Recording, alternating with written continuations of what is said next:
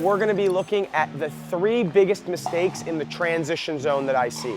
So the first mistake that I see a lot of, probably the most common, is popping up on our thirds and our resets. The second is moving through. So we're gonna talk about a concept I like called red light, green light.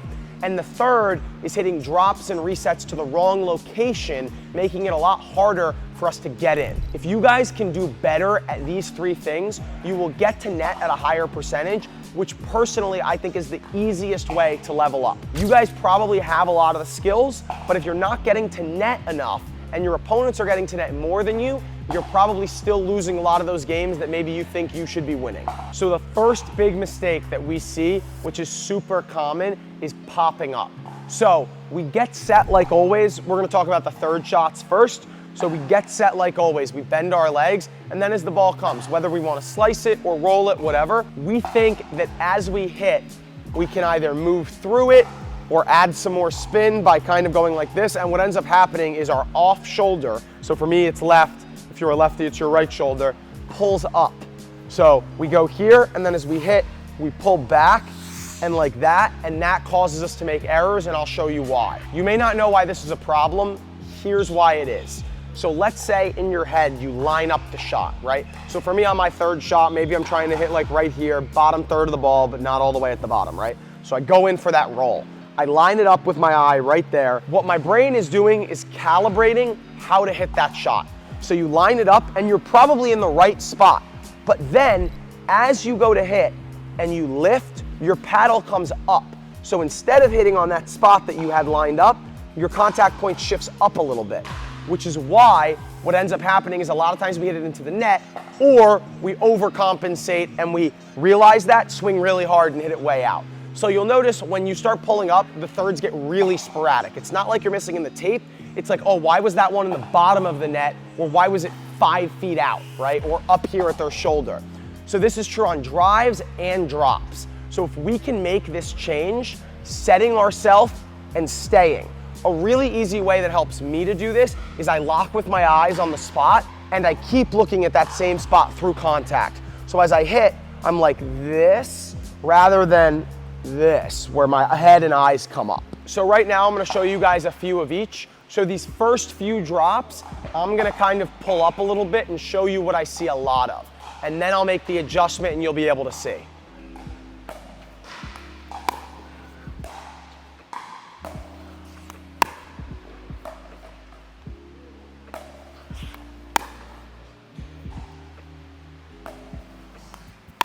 So it's not even that those drops were necessarily terrible, but it's that they weren't going where I was aiming, right? And that's just because I'm changing that contact point by pulling up my shoulders, which is giving me problems. Instead, watch me now, watch how I stay down through the shot, keep my head on the ball until I've finished hitting it.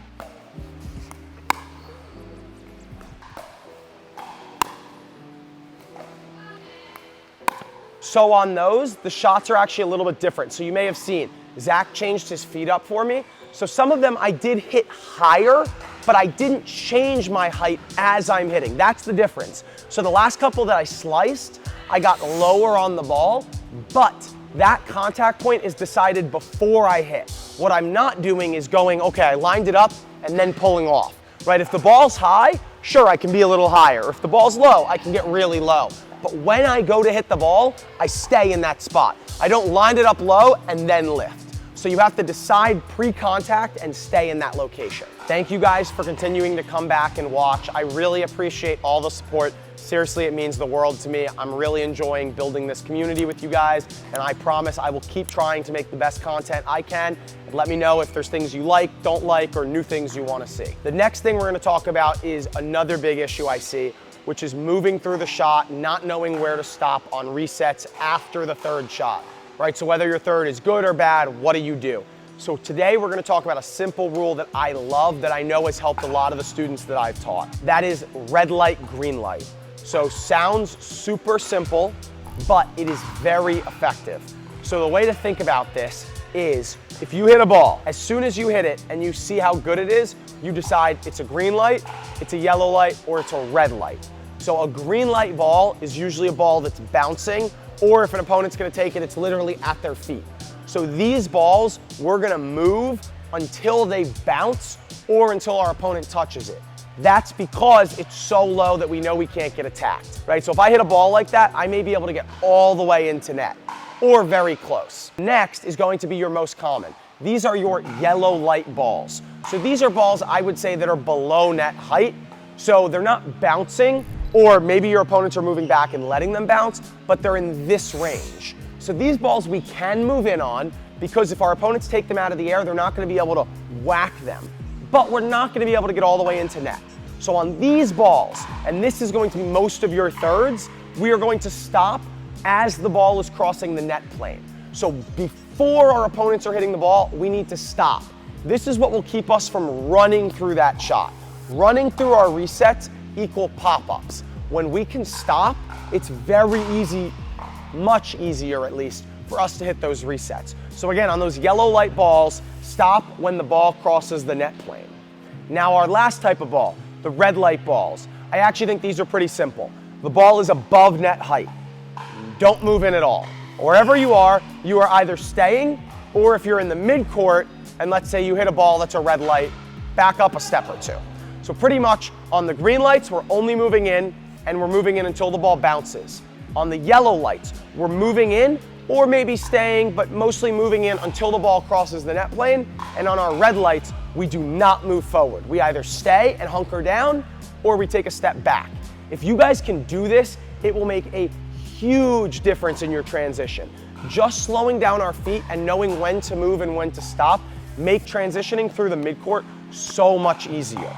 So I'm gonna show you guys two different angles. The first one's gonna be focused on me, so don't worry, you can see the shots, because I know everyone's like, those didn't look good or whatever. So you'll be able to see the shots I'm hitting as well. I'm not trying to hide them, but I really want you guys to be able to see what I'm doing here. This is the red light, green light for me. I'm gonna really focus on, I'm even gonna call out every shot. As soon as I hit it and I realize, green light, yellow light, red light. That way I'm able to know, stop, a little go, or go. Red light. Yellow. Yellow. Green. So with that one, it took a couple. The first one I popped up. The second two were kind of in the middle. The last one was really good and I got up, you know. So that was a red light, two yellow lights, and a green light to get up to net. Red light. Red light. Yellow. Yellow. Green.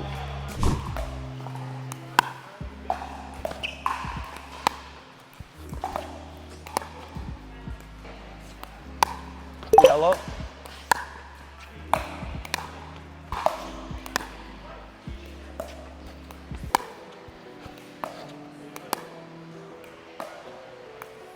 Green. So you were able to see there, right? By me using those three different stages, I'm never really uncomfortable in the midcourt. Sure, I may pop up a ball and I'm in trouble, but at least then I'm hunkered down and defending, right? I'm giving myself the best shot at the ball. If I make a bad ball or I miss, that is what it is. But what we don't want is to be wildly running through the transition. So this scheme, the red light, green light idea, will allow you to be in the right spot, executing the shot in the correct way. Whether or not you miss, you know, we keep improving on that. But I think if you guys add this to your game, you'll feel more comfortable in the transition zone and do better overall. The final one is not going line. So this is a huge thing, right? So the third thing we see a lot of is dropping and resetting to the wrong location. So many people are so linear, everything's forward. Something I want you guys to go take a look at is throughout this video, I showed you two transition drills, and where did I hit the ball? Middle and cross. That's the location. Now, I get the question, what if we want to hit to this person? That's okay, but towards the middle, right? So you go just outside their right foot, not to their left foot. Going down the line to your opponent is tough for a couple reasons. One, the net is higher. Two, the kitchen is shorter because you're not using an angle, so they're able to reach the ball easier. And three, not everyone has to deal with this, but a lot of us do. It's very easy for some people to Ernie those balls, which takes away the corner of the court. When we go to the middle or slightly cross, I would say draw a line between your opponent's legs, right? So if me and my partner were here, between my legs and between my partner's legs, that's the drop zone. In the middle of the court, between your two opponent's legs, that's where you want to be hitting all your balls. You can still get to both opponents. So if you want to drop to this person or that person, you can still do that, but you take away the ernies and you give yourself the lower net height and the angle of the kitchen. This makes it so much easier to get up. Seriously, Tanner, my buddy, just recently helped me with this on the resets. I was going a little too much forward.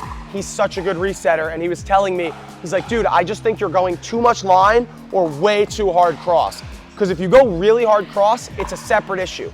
You have less space this way, and the net gets high again, right? So it's a far distance to hit the ball and the net's high. Or it's a short distance to hit the ball, the net's high and the kitchen's short. In the middle is that sweet spot where the net is lower, there's more space, and it's between your opponents. So that's our drop and our reset zone. We're gonna do a few points where I'm trying to drop forward, and you'll see Zach's able to reach the ball out of the air. He's able to ernie the ball. He's able to apply a lot of pressure, and that's just from his side. It's also gonna be harder for me to get the ball to bounce, hit a good shot, the net's higher, so this is gonna be a lot tougher for me.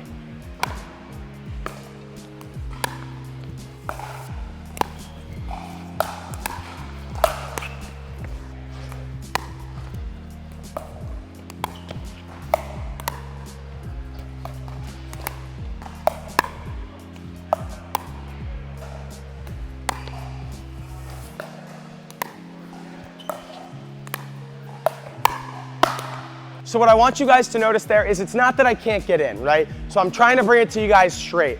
If you like going forward, you could see I was still able to get in. But if you did it 100 times, your percentage will be lower. In my opinion, at least 15, 20+% lower. It's harder. You saw Zach applying pressure. Some of the balls I thought I even hit pretty well, but because it's forward, he could still roll them out of the air, right? So I have to be very precise and hit the ball very well. I just want to show you guys one rep now. I'll still come into Zach. Let's say you want to target this person, but I'm going to come in towards the middle rather than down the line. It makes all the world of difference.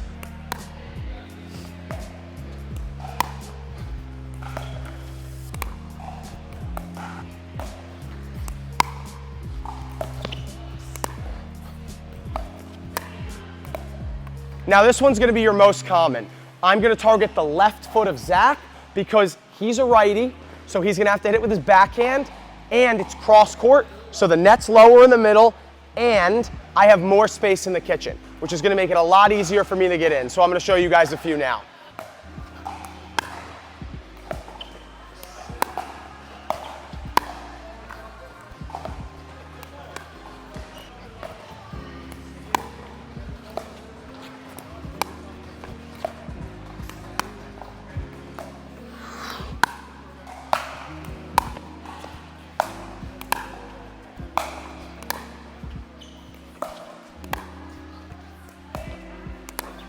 So you were able to see there, right? Again, it's not like suddenly you're gonna make it in every time. But even when I mess up, it's hard for Zach to do a lot because he's reaching, he's either like this or he's like this. And I do make a lot more balls bounce. I have a lot more space, the net's lower, it's just a lot easier. So using the dimensions of the court, we know that that's the spot we should be going more than forward. And you guys were able to see how we can still go to both people. So I'm able to use the middle of the court and still play whoever you want to play. Okay, so this one's a fun one for me because I think this one will really help you. I think that if you really focus on doing this, your transition percentage will see a precipitous rise. That's because these are the three biggest things that I see, seriously. Popping up is number one for sure. That's on our thirds mainly, but also our resets. But if you're popping up through the ball, you're gonna leave them high, leave them low, whatever. The next one is using red light, green light, right? Through the midcourt, that way we stop. When we reset or hit a midcourt ball, we can't be moving, jumping, anything like that. We need to stop, stop, stop. So remember, green light, when a ball is going to bounce or is really low, we're gonna move all the way until it bounces. Yellow light, it's below the net, but they're probably gonna take it out of the air, maybe they'll back up and let it bounce. Those balls we're gonna stop when it crosses the net plane so that we're ready. And then our red light. Our red light is any ball like net height or above, we are not gonna move forward. If it's net height, maybe we stay. If it's above net height, we might take a step or 2, 3 back, right? So using red light, green light, you will not feel uncomfortable and you'll feel that game slow down in the midcourt. The last thing is not going line. So again, down the line drops and resets equal Ernie's, the high net, the short kitchen, all of those things are working against you.